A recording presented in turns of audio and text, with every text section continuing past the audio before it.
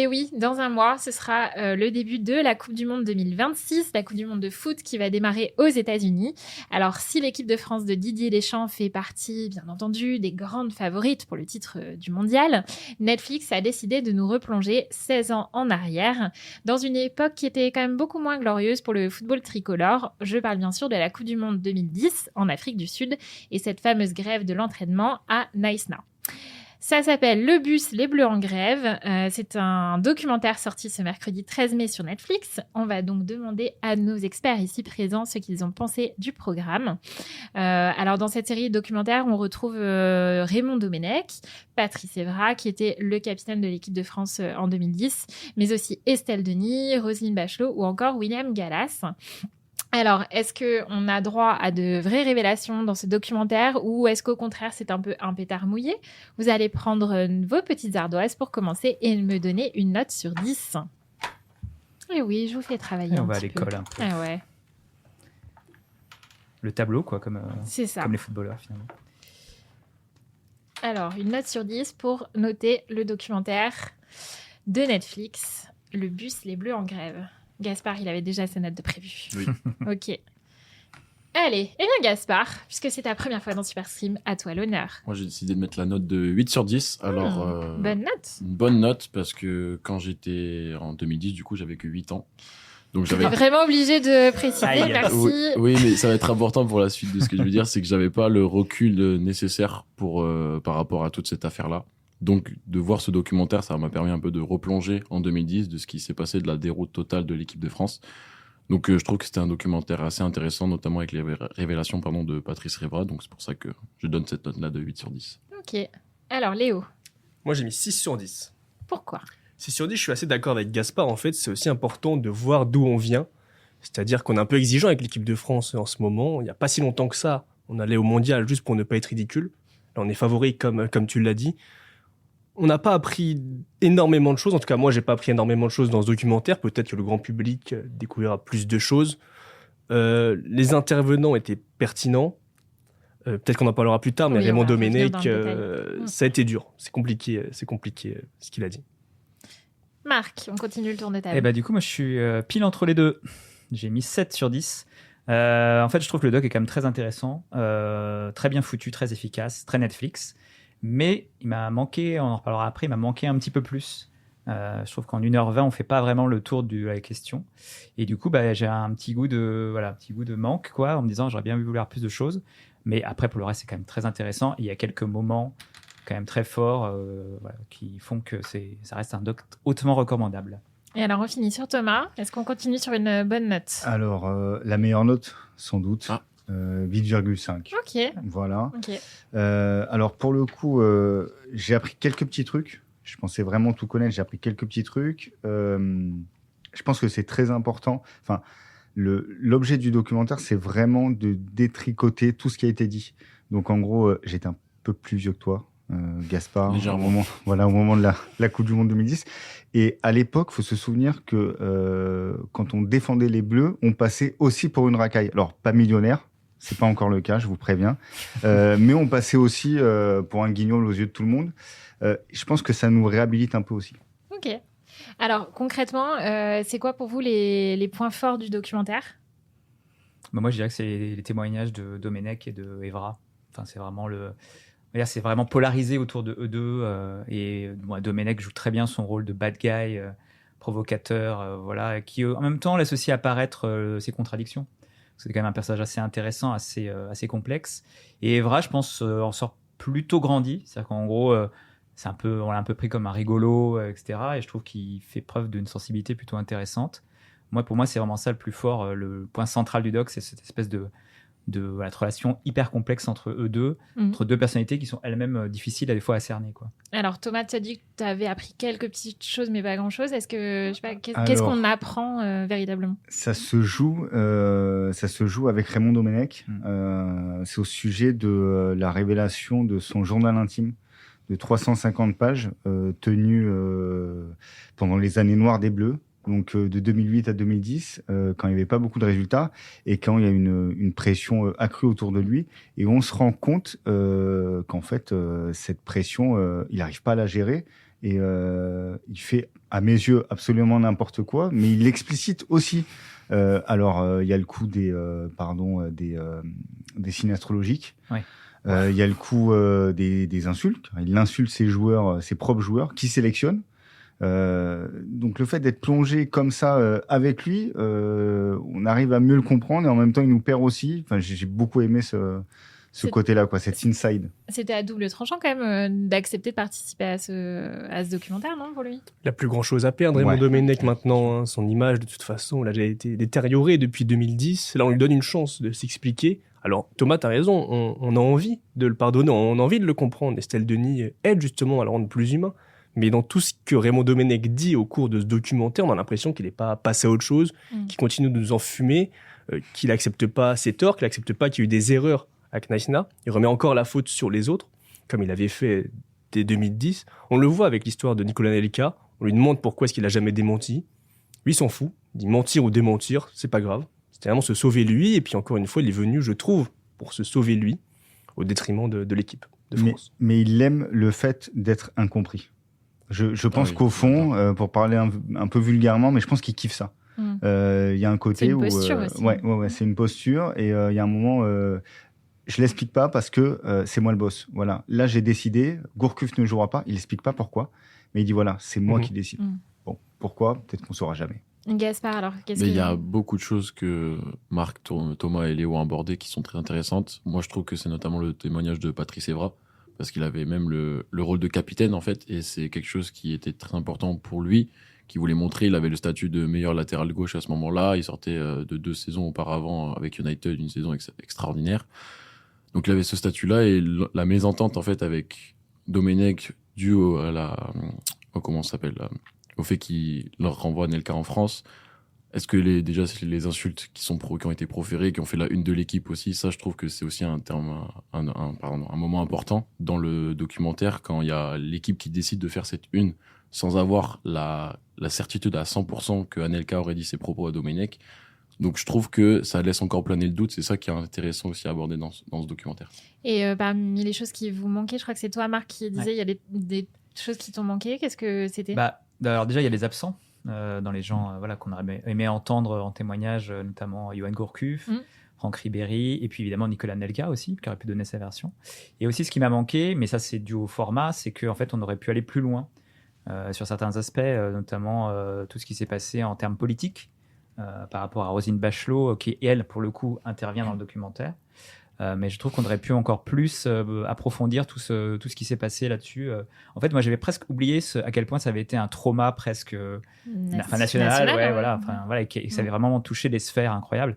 Dans le documentaire, Roselyne Bachelot dit que c'est Nicolas Sarkozy qui l'appelle et qui lui dit, écoute, là, faut que tu ailles voir, faut que tu ailles en Afrique du Sud, parce que là, c'est le bordel. Voilà. Donc moi, je sais qu'on a pas mal parlé avec Thomas. Moi, j'aurais bien aimé que il y ait encore plus de choses, qu'on aille encore plus loin. Voilà, c'est ça. Et Thomas, si je me trompe pas, tu as interviewé Johan Zerbi, qui est l'un des producteurs exécutifs du doc. Est-ce qu'il t'a dit si justement les absents que vient d'évoquer Marc, il avait essayé de les contacter pour leur demander de participer? Est-ce qu'ils ont refusé? Alors, tous ceux qu'on ne voit pas dans le doc, c'est très simple, ils ont tous refusé. Je sais qu'ils ont particulièrement poussé pour une personne, c'est Franck Ribéry, parce que c'est peut-être un des seuls, avec Patrice Evra à l'époque, à s'exprimer librement, parce que il faut se mettre dans la tête qu'à l'époque, aucun joueur n'avait droit à la parole. Ils étaient tous sélectionnés en amont, etc., par le sélectionneur, et entre eux, déjà, le dialogue était rompu, ou presque rompu, en tout cas après l'affaire Anelka. On se rappelle de Ribéry qui débarque dans Téléfoot sans être prévu. Il est accompagné par le chef de presse des Bleus, François Marado, qui sent qu'il peut y aller avec son cœur, quoi. Un discours pas préparé, alors tout le monde s'est moqué parce qu'il était en claquettes chaussettes, etc., mais pour le coup, c'est bon, vraiment du sens. Si on les regarde a posteriori, on se dit, mais en fait, c'est lui qui avait raison. Et paradoxalement, il n'est pas dans le documentaire, tout simplement parce qu'il n'a pas voulu y participer. Pourtant, je sais qu'ils ont beaucoup poussé. Et est-ce que tu peux peut-être nous donner quelques petits éléments de coulisses de la manière dont ils ont fait le documentaire? Alors, ça a duré 2 ans et demi. Un projet très secret parce qu'apparemment, il y a beaucoup de productions qui souhaitaient faire un doc, notamment les streamers. Donc, un projet très secret. Et aussi, beaucoup de mal à convaincre les intervenants. Ils ont passé beaucoup de temps là-dessus. Et alors moi, ce que je me suis pas imaginé, mais les plus durs à convaincre, ça a été les journalistes de l'équipe. Ok. Pour le coup, comme tu le disais, Oui, on Gaspard, les a pas cités, mais ouais. voilà, qui partagent les coulisses de la une. Comment ça se fait que de tels mots arrivent en une comme un vulgaire tabloïd britannique, ce qui arrive généralement pas, et encore moins avec l'équipe. Donc voilà, on va dire un gros travail de préparation, une volonté aussi de peut-être concentrer tous les éléments dans un doc assez court, assez impactant. Léo. En fait, ça montre encore que c'est très très nébuleux. Il y a plein de joueurs qui n'ont pas voulu parler. On nous vend un documentaire qui fait des révélations. Alors, il était très bien, c'est très divertissant. Effectivement, moi, j'aurais bien aimé entendre. On parle beaucoup de Johan Gourcuff, mais il y avait plein d'autres joueurs, Anthony Réveillère, André-Pierre Gignac, ou même Sidney Govou. On aurait bien aimé avoir leur point de vue. J'ai du mal à croire que tout c'était pour cette grève, mais la majorité l'emporte à chaque fois. J'aurais bien aimé entendre ces joueurs qu'on oublie, qui ont sûrement des choses très intéressantes à raconter, sans forcément parler de Johan Gourcuff, qui a catalysé beaucoup de critiques à l'époque. Donc ouais, il y a encore beaucoup de zones d'ombre autour de Kneissna qui restent à éclaircir et qui le seront, j'espère, un jour. Alors, une question qui me vient en vous écoutant parler, c'est pas un secret, j'y connais rien en foot. Est-ce que c'est un documentaire qui peut me plaire si justement le foot, ça ne m'intéresse pas? Est-ce que c'est accessible justement aux néophytes ou est-ce que c'est vraiment fait pour les passionnés de foot? Gaspard. Moi, je pense que si tu as suivi un minimum la Coupe du Monde 2010, de loin, que tu sois fan de foot ou pas, tu as forcément entendu parler de ce problème-là, de ce qu'il y a eu, de la déroute déjà de l'Euro 2008, ensuite l'enchaînement avec la Coupe du Monde 2010, où justement, où tu parles de la grève, et que c'est un phénomène plus social que vraiment sportif, je pense que ça peut parler à tout le monde. Je rejoins juste le fait que ça aurait été peut-être mieux de le découper en plusieurs épisodes et non pas d'un gros morceau directement compact, peut-être d'aborder en 3 épisodes un thème là, un thème là, un thème là. Mais après, tu vas pas comprendre peut-être tous les détails qui vont être abordés dans le documentaire, mais ça reste quand même plutôt simple à comprendre pour vraiment savoir ce qui s'est vraiment passé durant cette Coupe du Monde. Et c'est un doc en plus à visée internationale. Ouais. C'est Netflix, hein. Donc en fait, C'est ce que j'allais dire, ouais. tout le début du doc est quand même aussi dans la recontextualisation de ce qui s'est passé, etc. Ce que nous, on n'a pas forcément besoin, mais c'est vrai que du coup, ça fait encore un peu de temps, on va dire, rogner dans le doc, où tu dis, bon, ok, ils nous refont tout, etc. Mais c'est normal. C'est un peu la patte Netflix. C'est la patte Netflix. Il faut faut qu'on vende ce doc à plein de monde partout dans le monde entier. Et même si les gens connaissent l'équipe de France, peut-être ils sont moins au courant de ce qui s'est passé que nous.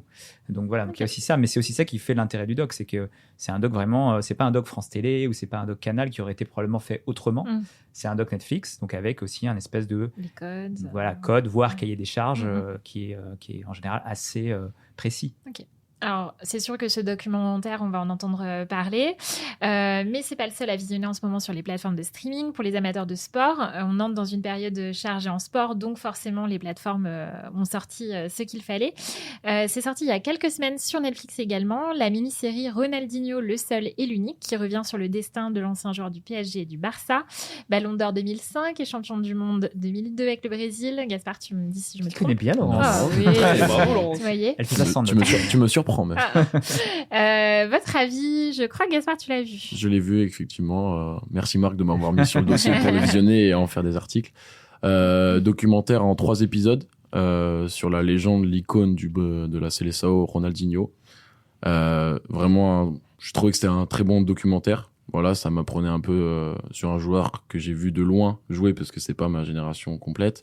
Mais c'est un joueur qui a révolutionné le football et vraiment de voir un peu comment il a évolué dans le football, sa vie d'après, sa vie d'avant, etc., son enfance, ça en apprend plus forcément quand pour le jeune public qui est fan de football et qui n'a pas pu découvrir un peu qui est cette légende-là. Donc je trouve que c'est vraiment une réussite. Il y en a d'autres qui l'ont vu autour de la table ?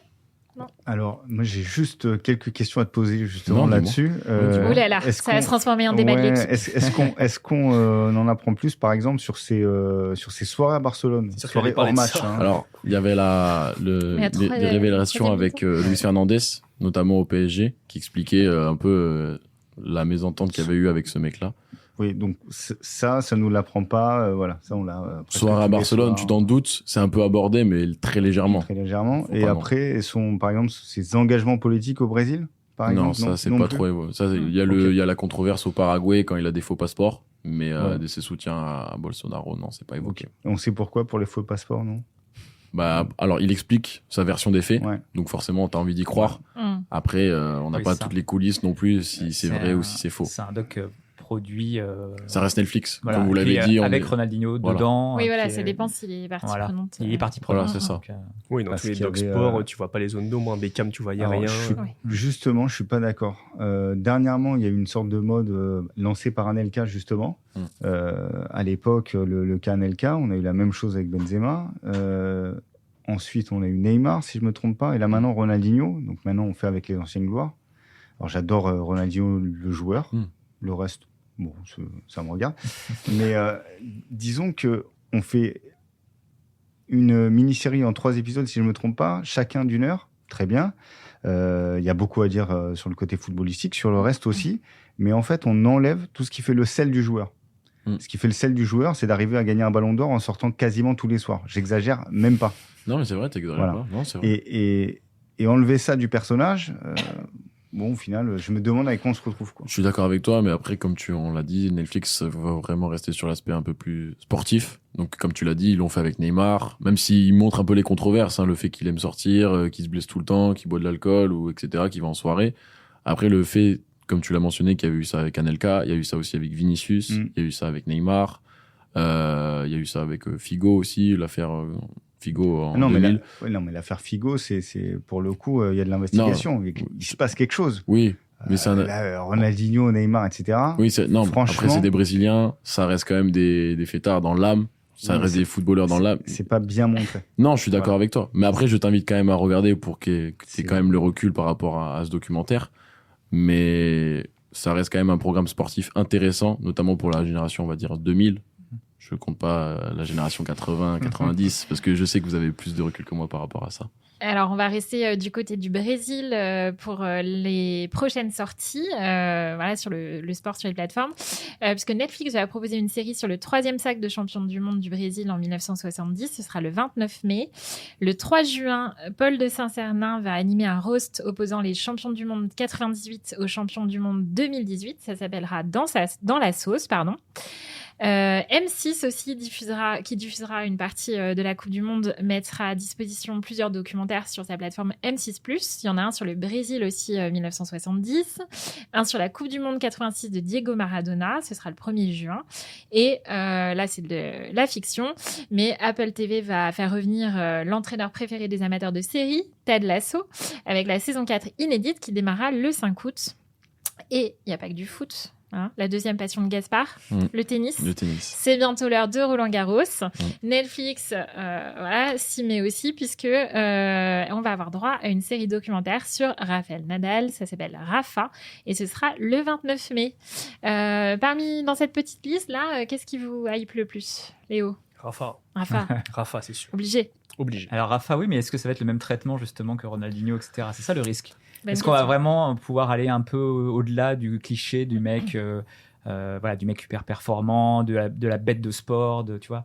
Est-ce que Rafa, c'est quelqu'un avec suffisamment d'aspérité pour que ça donne un documentaire intéressant? C'est ça la question. Oui, ça dépend ce qui sera dit. Après, quand tu regardes un documentaire sur Netflix, tu sais à peu près ce que tu vas regarder globalement. Sinon, tu vas sur... Ça dépend quand Je suis même. pas d'accord. Ouais. Je suis vraiment pas d'accord là-dessus. Alors, les documentaires produits par les joueurs eux-mêmes ou leur entourage, oui. Mais pour le reste, il y a la série L'envers du sport que je trouve sensationnelle. À chaque fois, je suis bluffé parce que j'apprends des choses, parce que ça me bouscule. Là, quand on parle de portraits assez fous comme celui de Ronaldinho, qu'au final, on se retrouve avec une publicité Lipton, bon, moyen. Mais pour le coup, Rafa, s'il parle de ses tocs et du fait que pendant jusqu'à 25 ans, il a dormi avec la lumière parce qu'il avait peur du noir, oui, là, je regarde, mais je suis pas sûr. Okay. Gaspard, dans la liste, c'est Rafa aussi. Je vais dire Rafa parce que c'est un de mes joueurs préférés. Forcément, en ayant fait 10 ans de tennis, tu grandis avec Djoko, Nadal et Federer, donc forcément, tu peux être que admiratif. Maintenant, je rejoins Thomas aussi sur l'aspect, et Marc aussi, sur l'aspect, est-ce qu'on va aller au-delà de l'aspect sportif et on va aller sur l'aspect plutôt humain, voir aussi son quotidien, sa vie après sa carrière, ce qui revient sur le fait qu'il avait son problème au talon, ses problèmes de cheveux éventuellement. Mais voilà. C'est vrai, t'as raison. Non, mais voilà, tous ces problèmes de santé au-delà de ça, donc voilà. Mais sinon, Brésil 1970, l'envers du sport, il l'évoquait, on va en avoir un avec Jamie Vardy. Donc très hâte aussi. Je l'attends. Et voilà. Thomas, Marc, qu'est-ce que vous attendez le plus là-dedans? Moi, tu l'as peut-être pas cité, je crois, mais il y a aussi un doc sur, je crois que c'est un envers du sport aussi, sur la finale 2005 de la Ligue des Champions. Donc la finale entre Liverpool et Milan, qui est une finale mythique par son scénario, on va dire. Donc là, c'est pareil, j'ai un peu envie de savoir s'il y aura un peu des coulisses de comment Liverpool, qui était mené pour l'histoire à 3-0 à la mi-temps, a réussi à remonter le match. Voilà, est-ce qu'on va savoir ce qu'ils se sont dit dans les vestiaires? Est-ce qu'il va y avoir un peu aussi la vie des Milanais, comment les Milanais ont craqué? Enfin voilà, j'ai envie d'avoir le côté un peu dimension humaine de l'affaire. Il y a aussi, je crois, une fiction qui s'appelle Le Mondial de Martin, qui se passera encore sur la Coupe du Monde de Mexico. Il y a beaucoup de choses autour de la Coupe du Monde. Ouais. Bah, c'est une Coupe du Monde un peu mythique. Hein. Ah bah voilà. Bah, Thomas, je te passe la balle, du coup. Une fiction cette fois, du coup. Ouais, j'attends. C'est avec la star de Narcos Mexico, Ok. Pedro Luna. Diego Luna, pardon. Et j'attends ça, parce que ça a l'air vraiment pas mal. En tout cas, la bande-annonce donne envie. Il y a ce côté coulisses, etc., qu'on retrouve aussi dans le fameux doc du bus, pardon. Et enfin, j'ai entendu que tu parlais d'un doc sur Maradona, c'est ça? Oui, je crois que c'est Ouais, sur Je vais être M6+. déçu, en fait. Voilà, Ouais. Maradona, ça marche à chaque fois. Ok. Donc, voilà. Au contraire de Vinicius, Neymar. Et alors, vous avez évoqué la série doc L'envers du sport. Justement, il y a plein de documentaires sportifs qui sont sortis il y a déjà longtemps sur les plateformes. Vous allez prendre vos ardoises et me donner celui que vous conseillez à tous de regarder. C'est compliqué, ça. Il y en a Ah beaucoup. ouais, Hein. il y en a beaucoup trop. Et moi, je ne travaille pas pour cet épisode. Je vous laisse travailler. Allez, je vais mettre celui-là. Ça, j'ai pas d'inspiration. S'il est plus sur les plateformes. C'est pas ouf. On peut faire une exception, Je mais crois- une non, exception, mais mais. Ah, j'en ai pas un seul qui me vient. Après, ça peut aller au-delà du foot. Hein, parce Ah qu'il oui, y en a- oui, c'est- Ouais, je sais, mais je tout- cherche, là, j'en ai en basket aussi. Voilà, mais- notamment Sur le en basket, tennis. je pense que. Basket, il n'y avait pas The Last Dance Ah, sur oui, voilà. Netflix. Je l'ai pas mis, mais celui-là, il est quand même. Ouais. Celui-là, c'est quand même une référence. Léo hein. a du mal. Est-ce que Léo c'est- n'aime pas les devoirs. Est-ce que si c'est pas encore sorti, ça compte? On peut le mettre? Non, parce que c'est censé, on doit conseil. le conseiller. On doit en citer qu'un seul? On doit, c'est on doit dur. le conseiller. Mec, j'en ai pas. J'ai pas d'inspiration. Ou ça peut être une fiction qui parle de sport aussi. C'est forcément un envers du sport? Non, Non, pas- bah non. Ah non, Ah. tout programme confondu. Tous les hein. programmes confondus, tu- Un Moi, j'avais doc comp- ou une j'avais série compris, doc hein. sur le sport. C'est Ah. sur le sport, ou du coup, t'as les mêmes fictions d'ailleurs. Oui, ou une fiction sur le sport, si Ah, tu veux. bah, Si fiction, vraiment vous séchez en termes de... Mais ça peut En vrai, être- j'en ai un sympa. Bon, Allez, je vais Marc, Allez, c'était je toi le commence. premier à être prêt. Oui, parce que j'ai pensé là, en fait, alors j'ai choisi donc un doc qui s'appelle Sunderland. Je crois que c'est Sunderland envers et contre tous. Mm. En anglais, c'est Sunderland Till I Die.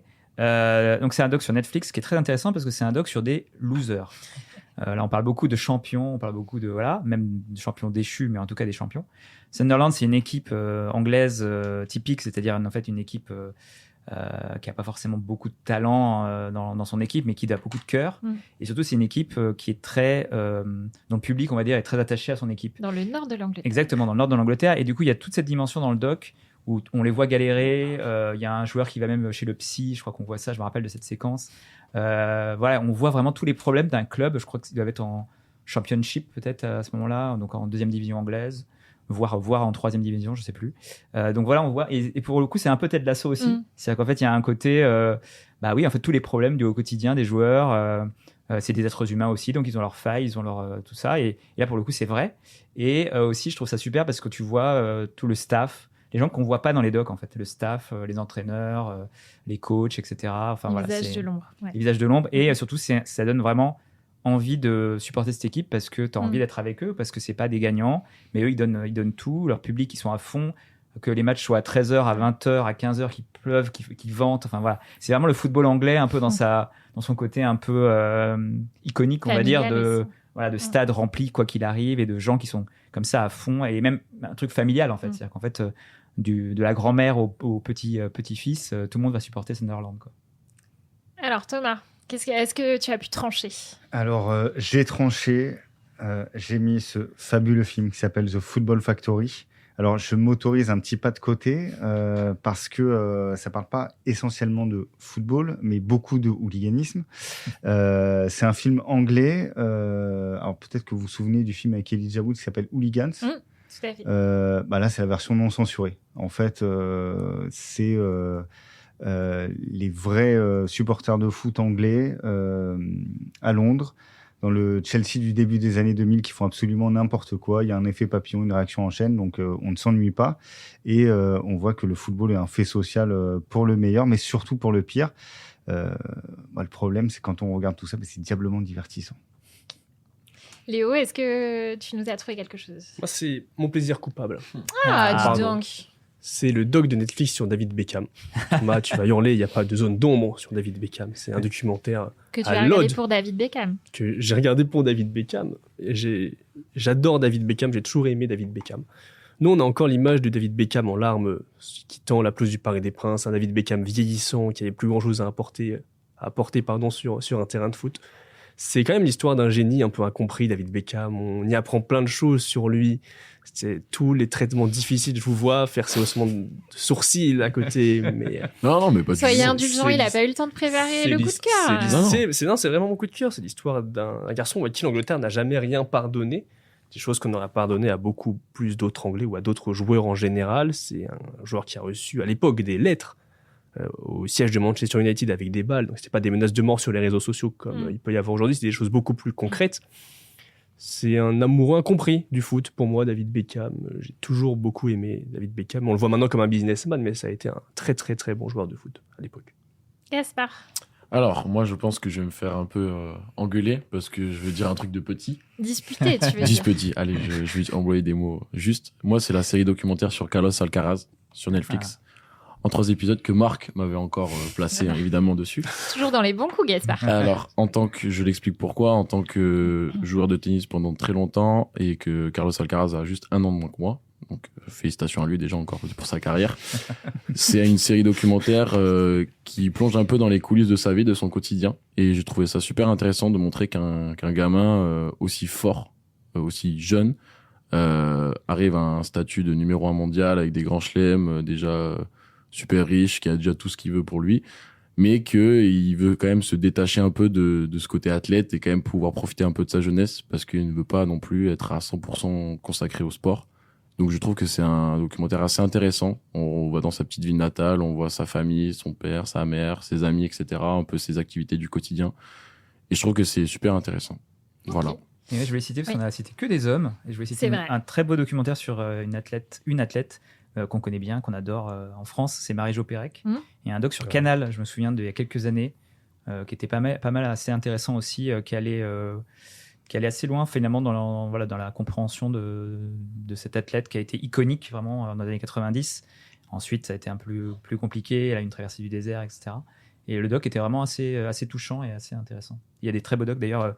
Peut-être d'ailleurs sur Canal, c'est peut-être plus des docs sur des sportifs, pas forcément des sportifs qui sont actuellement dans la lumière, mais parfois aussi des docs un peu de pas de côté qui peuvent être intéressants. Je crois qu'en sport mécanique aussi, il y a beaucoup de choses. Moi, je connais assez peu, mais...